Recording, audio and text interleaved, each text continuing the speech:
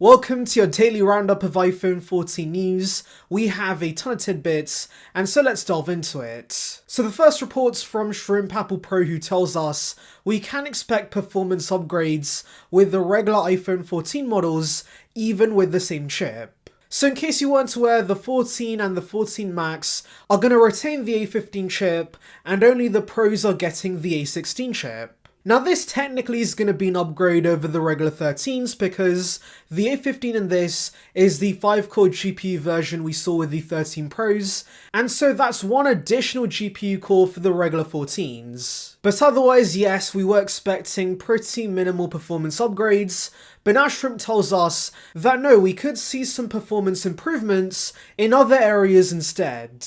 And specifically, he points out two things: a new cellular modem and a new internal design. Now regarding the new internal design, I think that's referring to better thermals, since there has been reports regarding vapor chamber cooling systems coming to the iPhone, and while I did think this would only come to the Pros, maybe we're seeing this with the regular models as well. And so yes, even with the same chip, there should be a higher peak performance with the 14 and 14 Max due to the better thermals. And that is going to be appreciated because many have complained about the overheating issues with the iPhone 13 series, and so fixing that is going to make the gaming experience with these iPhones a lot better. Now Shrimp has told us we're going to see a custom version of the X65 modem that of course is in plenty of Android phones, and this is a modem based on the 6nm process, and so this chip's going to use way less power on the sub-6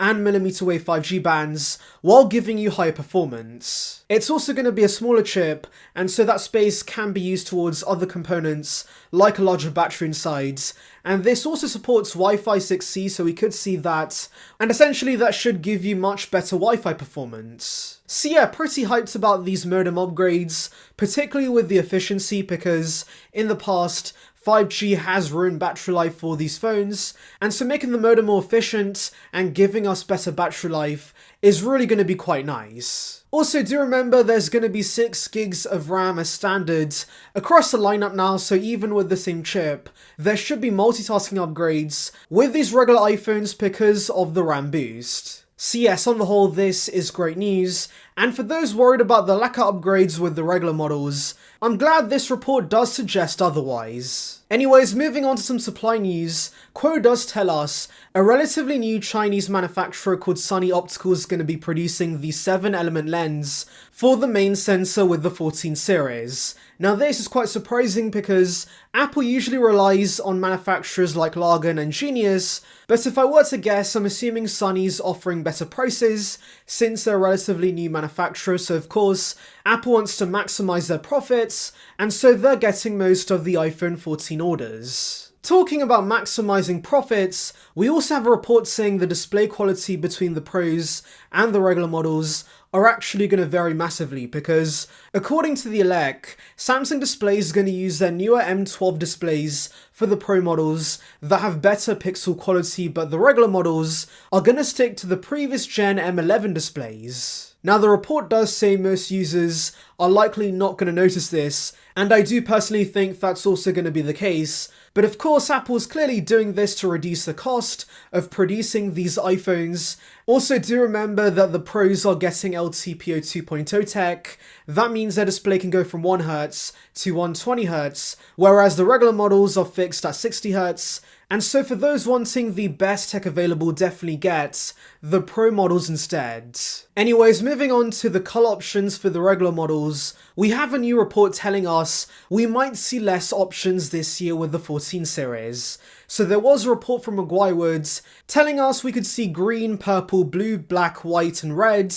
But apparently, according to this source, those colors are internal samples, but not all of them are going to see the light of day. Now yes, I know some are going to be saying that we do always get many colors for the regular iPhones, but do remember with the supply issues Apple's been facing and of course the cost of these components massively increasing, maybe Apple is going to reduce the number of colors available with these devices. And the key reason I think this is because credible source Shrimp Apple Pro told us we are going to see less colors with the Apple Watch Series 8, and so when the Apple Watch is getting less colors, maybe the iPhone's gonna follow suit, so that's easy and also faster to produce these new iPhones. Since do remember right now we have 6 colors and also 3 storage options, and so yeah, that's many configurations, and so to simplify the supply chain process, reducing the colors might help. And so yeah, I could see Apple only offering Midnight, Starlight, Product Reds, and maybe a new purple, but that's it. And by the way, one more tidbit for you guys,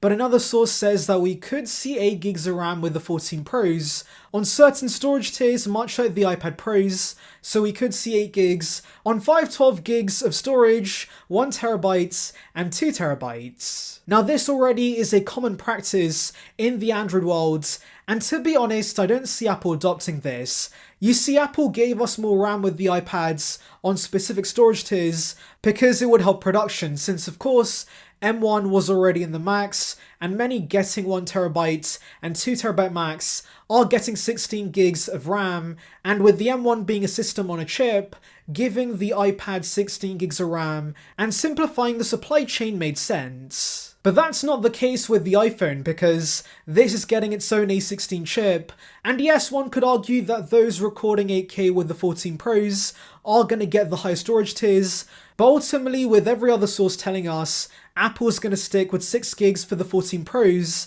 I think this new rumour is likely to be bogus. There is also a weird claim that we could see 90Hz with the 14 Max, and that again makes no sense. We have not heard about this from any other source, and Ross Young, the very credible display supply chain expert, has told us the 14 and 14 Max is going to stick with 60Hz. The other information they tell us does actually make sense. For example, the 14 Pros getting the new Samsung M12 displays, also double the base storage, 30-watt charging, and also the A17 chip being based on a 3nm process. That does make sense considering we have heard reports regarding the M3 chips being based on a 3nm process, and that should have A17 cores. Anyways, tell me your thoughts regarding these reports in the comments. Anyways, thank you for watching guys, make sure to like and subscribe for the latest Apple news and rumours. Check out above on details regarding the M2 iPad Pro, and on that note,